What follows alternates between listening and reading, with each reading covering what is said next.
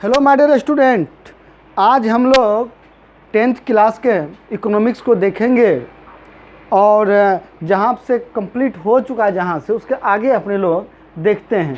लेकिन उससे पहले ये सोचिए आप लोग जो भी हैं किस तरह से मैट्रिक में अधिक से अधिक मार्क लाया जाए, ठीक है। टॉपर किस तरह से बना जाए और टॉपर बनने के लिए क्या सब करना होगा ताकि ज़्यादा से ज़्यादा मार्क अपने लोग ला पाएंगे। टॉपर किस तरह से सोचते होंगे जो टॉप करते हैं, या वो किस तरह से लिखते हैं। अगर उनके तरह अपने लोग भी अगर लिखते हैं तो अपने लोग भी टॉप कर सकते हैं, ठीक है। तो ये सब बातें होगी किस तरह से आगे बढ़ा जाए, ज़्यादा से ज़्यादा अचीव किया जाए। मैं आप लोगों को लिखना सिखा दूंगा ताकि आप लोग टॉपर की गिनती में आ सकते हैं, ठीक है। और अभी तो घर में ही रहना है, घर के बाहर नहीं जाना है, क्योंकि ये जो कोरोना महामारी है तेजी साथ फैल रहा है और बिहार में अब एक भी ज़िला सुरक्षित नहीं है, या ऐसा कह सकते हैं एक भी ऐसा ज़िला नहीं है जहां कोरोना नहीं है। एक भी ऐसा ज़िला ऐसा नहीं है जहां पे कोरोना नहीं है। हर एक जगह है। तो घर से निकलना किसी भी स्थिति में खतरनाक साबित हो सकता है, ठीक है। तो अपने लोग अब देखते हैं आगे क्या है। हाँ, एक चीज़ और आप लोगों में बता दूँ, आप लोग के लिए लाइव क्लास भी होता है बर्माटिंग सेंटर के पेज से, या विनोद वर्मा के पेज से, या बर्माटिंग सेंटर के पेज से दिन के 1 बजे से लाइव क्लास दिया जा रहा है, ठीक है। तो आप लोग 1 बजे लाइव आके भी अपना तैयारी कर सकते हैं। लाइव क्लास स्टार्ट है। आप लोग बर्माटिंग सेंटर के पेज पे चले जाइएगा, फेसबुक पेज पे या गूगल पे जाके आप लोग सर्च मार लीजिएगा बर्माटिंग सेंटर, और वहाँ से आप लोग जा सकते हैं, ठीक है। आप लोगों को लाइव क्लास आज आप लोग देखते हैं आधारिक संरचना क्या है। आधारिक संरचना क्या है, और एक बात ध्यान रखिएगा, आधारिक संरचना को ही आधारभूत संरचना भी कहते हैं। कभी एग्जाम में पूछ देगा आधारिक संरचना क्या है, तो कभी एग्जाम में आ जाता है जो आधारभूत संरचना क्या है। तो दोनों एक ही चीज़ है।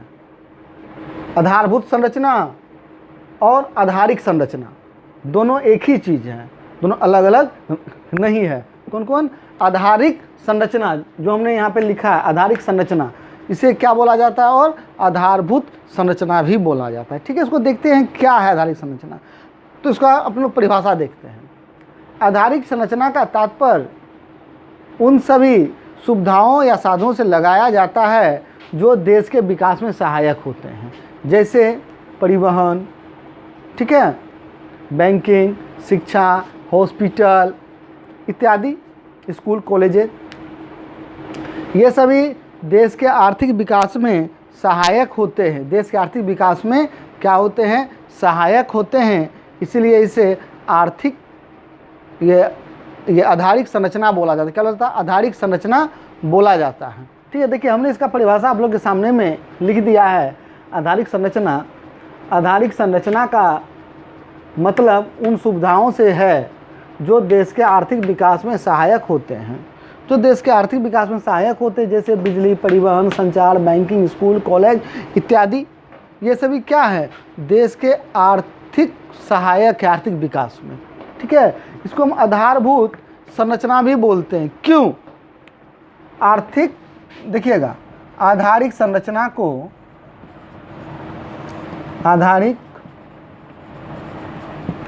संरचना को आधारभूत संरचना भी बोला जाता है। क्यों? आधारभूत संरचना बोला जाता है।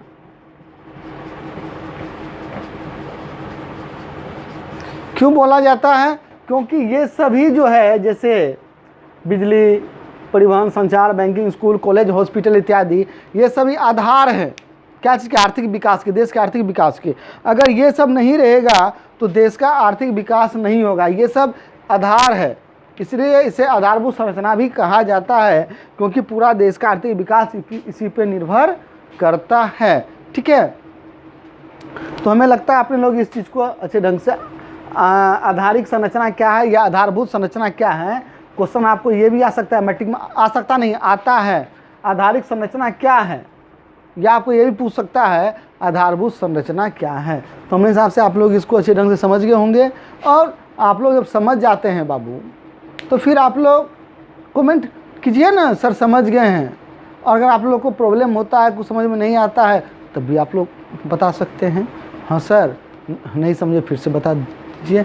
और हाँ, अब अपने लोग नेक्स्ट क्लास में देखेंगे फिजिक्स से स्टार्ट करते हैं, क्योंकि फिजिक्स आगे निकल चुका है, बार बार आ रहा है। मैथ भी 2-3 चैप्टर हो चुका है, और मैथ में 1-2 क्वेश्चन आया हुआ है। जितने भी स्टूडेंट हमें यूट्यूब पे फॉलो किए हैं और वहाँ से पढ़ते हैं, कुछ मैथ का क्वेश्चन है बाबू। तो जिस दिन मैथ का क्लास होगा उस दिन आप सबों का क्वेश्चन वहाँ पे पूरा कंप्लीट करवा दिया जाएगा। सबका डायरी पे लिखा हुआ है क्वेश्चन, तो जिस दिन क्लास होगा उस दिन आपको कंप्लीट करवा दिया जाएगा। तो अपने लोग कल 10th का फिजिक्स देखेंगे। नेक्स्ट क्लास क्या देखेंगे? 10th का फिजिक्स देखेंगे। अब थोड़ी देर के बाद लाइव क्लास भी होगा 1 बजे से। अभी 9 साढ़े 9 आसपास हो रहा है। आज फिर 1 बजे से लाइव क्लास भी होना है, तो वो भी लेना है। इसीलिए आज इतना रहने देते हैं। और आप लोग जल्दी से वर्मा टीचिंग सेंटर के पेज पे आ जाइए, क्योंकि अभी से कुछ ही देर के बाद, कुछ ही यहाँ 2 घंटे के बाद, 2-3 घंटे के बाद मैं आप लोगों को वर्मा टीचिंग सेंटर के पेज पे लाइव मिलूँगा। वहाँ पे अपने लोग तैयारी करेंगे। वहाँ 10th क्लास का ही चल रहा है अभी। और कल अपने लोग यूट्यूब चैनल पे फिजिक्स देखेंगे। 10th क्लास का फिजिक्स स्टार्ट करेंगे।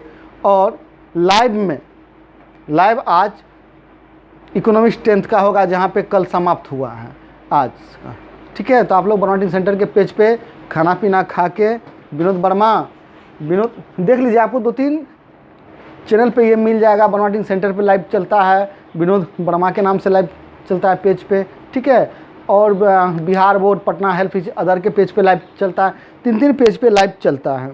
तो आप लोग कहीं से भी लाइव देख सकते हैं और फ़ायदा उठा सकते हैं लॉकडाउन में। और आप लोग के फ़ायदे के लिए ही बाबू ऑनलाइन क्लास का व्यवस्था दिया जा रहा है, क्योंकि आप लोगों का घर में रहना भी बहुत ही ज़रूरी है।